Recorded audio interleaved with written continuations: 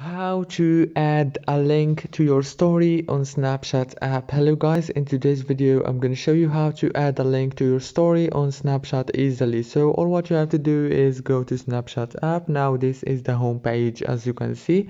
All what you have to do is go to your profile from here, click on your profile icon, and it will take you to this page. Now all what you have to do is click on add to my story to create a story, and let's take a photo, for example this story right here. Now I'm gonna do it like this. Now if you want to add a link, all what you have to do is I'm gonna save this, and now all what you have to do is click here on this little option, click on it and add your URL from here. Now after you add your URL, click here and it will be added to your story easily and fast. Don't forget to like and subscribe.